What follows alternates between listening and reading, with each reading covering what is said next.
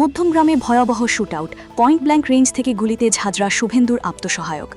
ভর সন্ধ্যায় প্রকাশ্য রাস্তায় চলল গুলি। উত্তর ২৪ পরগনার মধ্যমগ্রামের দোহারিয়া এলাকায় দুষ্কৃতীদের গুলিতে প্রাণ হারালেন রাজ্যের মুখ্যমন্ত্রী পদপ্রার্থী শুভেন্দু অধিকারীর ব্যক্তিগত সহায়ক চন্দ্রনাথ রথ। বুধবার রাতের এই নৃশংস হত্যাকাণ্ডের রণক্ষেত্রে চেহারা নিয়েছে এলাকা। স্থানীয় সূত্রের খবর, রাতে কাজ সেরে গাড়ি চড়ে ফিরছিলেন চন্দ্রনাথবাবু। সেই সময় একটি বাইকে করে আসা দুই অজ্ঞাত পরিচয় দুষ্কৃতী তার পথ আটকায়। কিছু বুঝে ওঠার আগেই অত্যুৎ গাছ খেকি চন্দ্রনাথবাবুর মাথা লক্ষ্য করে অ্যালোপাথারি গুলি চালাতে শুরু করে আততায়ীরা। রক্তাপ্লুত অবস্থায় মাটিতে লুটিয়ে পড়েন তিনি। দুষ্কৃতীদের ছোড়া গুলিতে গুরুতর জখম হয়েছেন গাড়ির চালক ও নিরাপত্তারক্ষীও। ঘটনার পরই চম্পট-দায় অভিযুক্তরা। রক্তাপ্লুত অবস্থায় তাদের হাসপাতালে নিয়ে যাওয়া হলে চিকিৎসকরা চন্দ্রনাথ রথকে মৃত ঘোষণা করেন। বর্তমানে বাকিরা আশঙ্কাজনক অবস্থায় চিকিৎসাধীন। খবর পেয়ে ঘটনাস্থলে পৌঁছায় বিশাল পুলিশ বাহিনী ও র্যাফ। পরিস্থিতির গুরুত্ব বিচার করে ইতিমধ্যেই এলাকায় হাজির হয়েছেন শুভেন্দু অধিকারী স্বয়ং।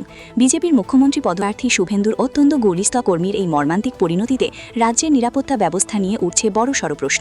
এই খুনের নেপথ্যে রাজনৈতিক প্রতিহিংসা নাকি ব্যক্তিগত কোনো শত্রুতা রয়েছে তা খতিয়ে দেখতে উচ্চ পর্যায়ের তদন্ত শুরু করেছে পুলিশ। এলাকার সিসিটিভি ফুটেজ সংগ্রহ করে আততায়ীদের শনাক্ত করার কাজ চলছে। গোটা এলাকা বর্তমানে থমথমে। মোতায়েন করা হয়েছে পুলিশ পিকেট। আমরা ইনভেস্টিগেশন স্টার্ট করেছি। যে গাড়ি ওই ক্রাইম মধ্যে ব্যবহার করা হয়েছে 4 হুইলার, সেটা আমরা সিজ করেছি। আমরা ইনভেস্টিগেশন স্টার্ট করেছি। যে গাড়ি ক্রাইম মধ্যে ব্যবহার হয়েছে সেই গাড়িটা সিজ করা হয়েছে।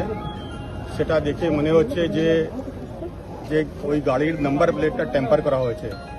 সেই শিলিগুড়িতে গাড়িটা রেজিস্টার্ড, সেইটা নাম্বার প্লেট এখানে ব্যবহার করা হয়েছে, কিন্তু এটা ফেক নাম্বার প্লেট।